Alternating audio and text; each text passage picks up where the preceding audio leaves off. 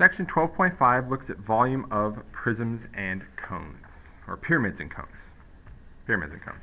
So 12.5 volume of pyramids and cones. There we go. That sounds better. So we start off with our formula for looking at the volume of a pyramid.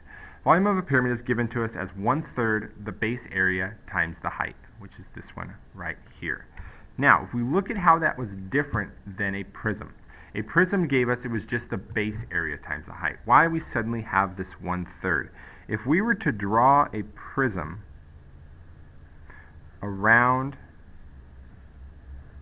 this pyramid, we would see that the amount of space taken up is actually 1/3 if it, oh, we should say if it's the same height. I'm going to fix that here.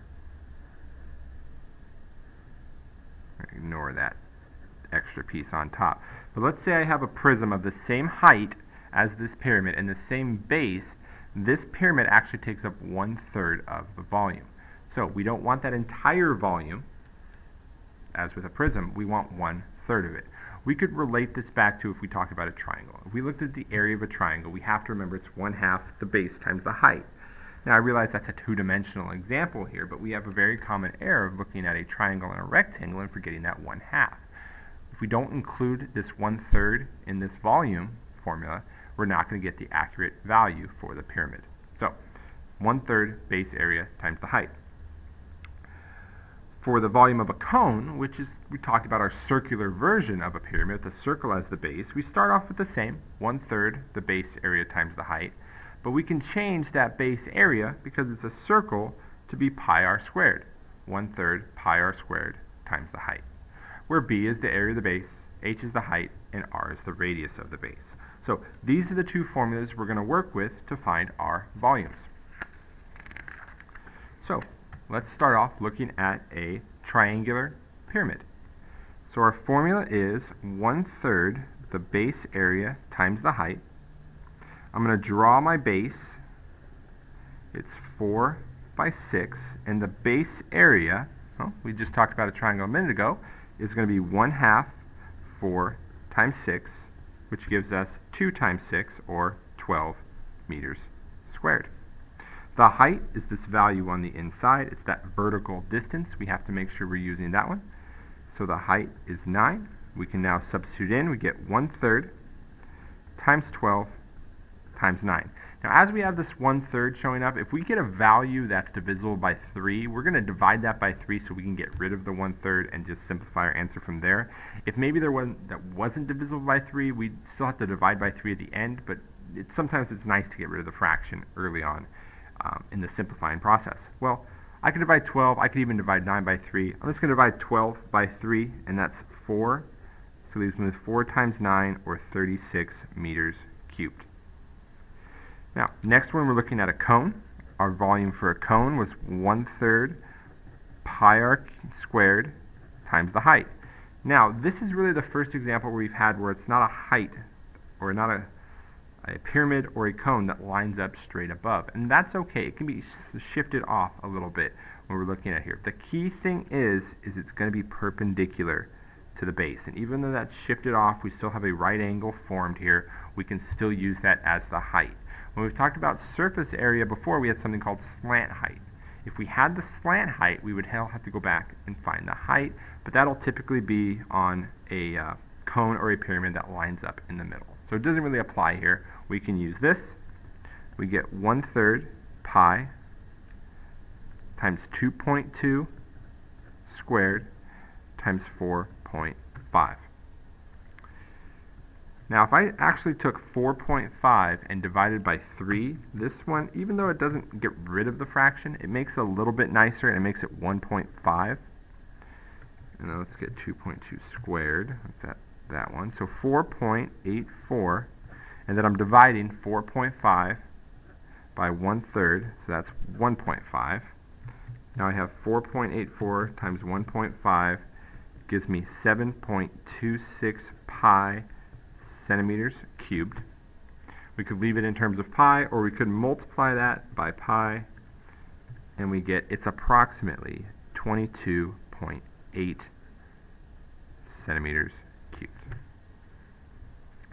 Okay, let's Let's look at another example here. Now we're looking at the volume of a composite solid. So now we're combining a couple things together. So for this one, I have a pyramid, and I have a cube, or a rectangular, or a square prism, we could even look at it as. But it's a prism, nonetheless. So I'm going to combine the volume of this pyramid and the volume of this prism. So volume of the pyramid plus the volume of the prism, also we could realize it is a cube, is going to give us our total. So we have to solve them separately. Looking at the pyramid,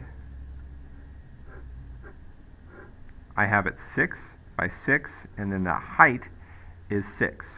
So that's 1/3 the base area times the height. Our base is a square, so that's 6 by 6, or 36, and our height is 6. Well, I can take 1/3 of either 36 or 6. I'm going to take 1/3 of 36. It's a bigger number. If I take a third of it, it kind of leaves me with smaller numbers. That leaves me with 12 times 6, or 72 meters cubed. Now, we still have to find the volume of the prism, or the volume of the cube, but let's take a second and realize here that the volume of that pyramid was supposed to be 1/3 the volume of a prism with the same dimensions. And this is the opportunity we have here. The base is the same, the height is the same. So a prediction we could have is that the volume of this pyramid, if I multiply that by 3, is that going to be the volume of the prism? Well, 72 times 3 is 216. So let's write that off to the side and see if that's what we actually get. So volume of the prism, where we have 6, 6, and 6. Base area times height. So my base is 6 by 6, or 36. My height is 6. 36 times 6 gives us 216. So it worked out here. It was in fact tripled the volume of the pyramid. Now to find the total volume, I'm going to do 72 plus 216, which gives me 288 meters cubed.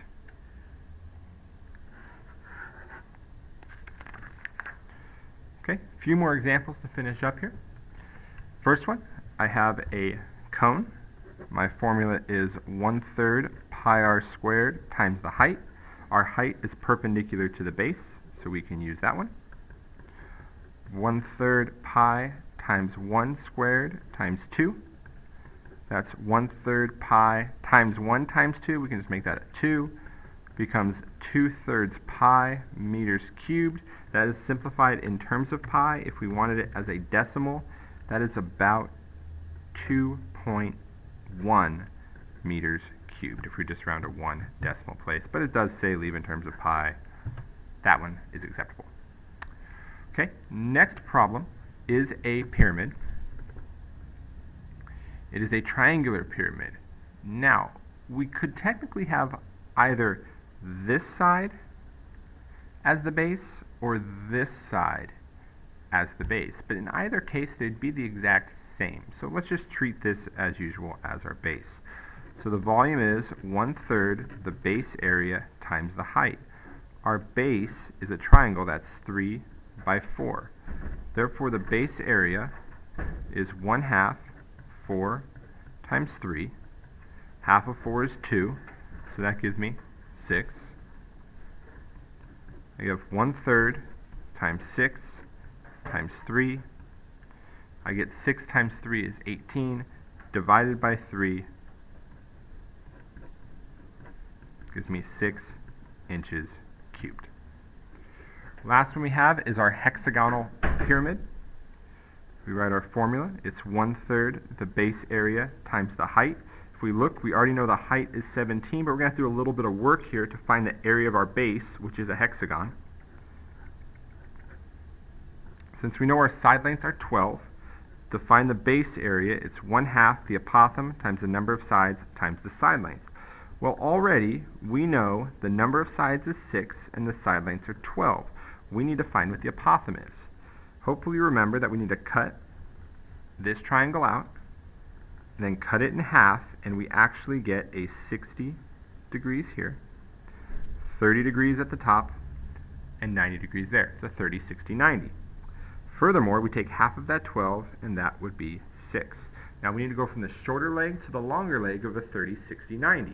In order to do that, we multiply by root 3, which gives us 6 root 3, which is our apothem. Now, I take half of that, and I get, or half of 6 root 3, I have the 1/2. That gives me 3 root 3. 6 times 12 is 72. 3 root 3 times 72 gives me 216 root 3. So that is my base area. Not done yet, that's just the area of this base. I still need to factor in the volume of the whole thing. So that's B, that goes up here. Volume is 1/3 times 216 root 3 times 17. I could multiply 216 by 17, but I could also actually divide 216 by 3 and get 72. So it's 72 root 3 times 17, which then, I got off track here, get things organized. 72 root 3 times 17,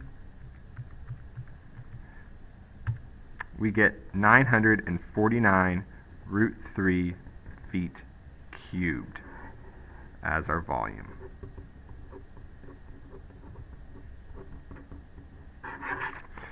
Now, make sure you pick the right formula as you go through.